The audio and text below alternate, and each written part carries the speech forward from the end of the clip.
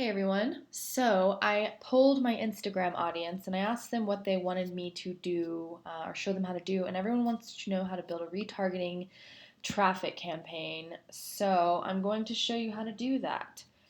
First, what you want to do is go into your ads manager. If you don't have ads manager set up, you definitely are going to have to do that. And this is in Facebook Ads Manager. Then what you will need to do is install your pixel. I can show that in another video. I'm not going to go through that in this video. So what I'm going to do is, since I've already been driving traffic to my website, I have a warm audience of people who have been visiting my website. So I'm not going to use traffic on this ad. I'm going to use engagement because I'd like for these folks to start engaging with my content, because that's going to tell me who my even warmer people out there are. And so I'm going to call this warm.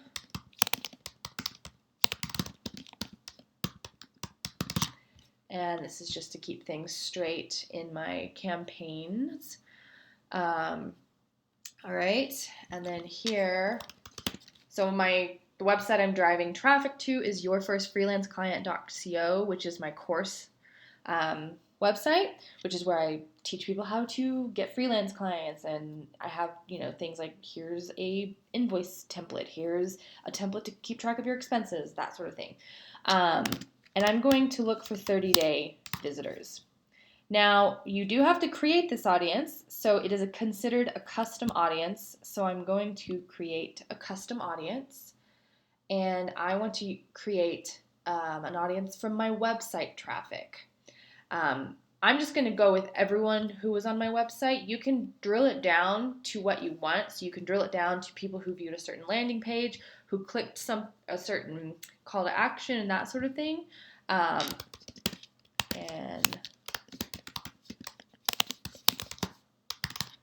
so that is what we will name this. And then now we're going to create the audience.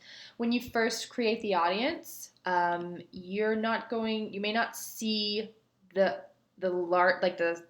size of the audience over here to the right, but now you can see that it is in there. Now, some other things I could do, if I wanted to target more than just people who had visited my audience, I can also target people on my email lists here in MailChimp.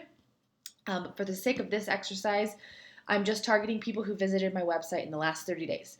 Now, here, I'm not going to do anything with this part, the age, gender, or location, because I know in my other ad set, I was targeting a specific group of people. I was targeting women aged 25 to 50, and in the United States, and a few other demographics.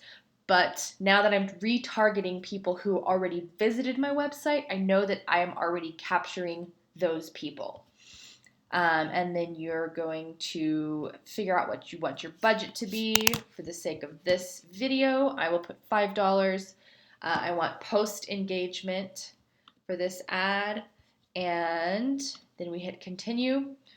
Now for the creative and copy, you do have a few options.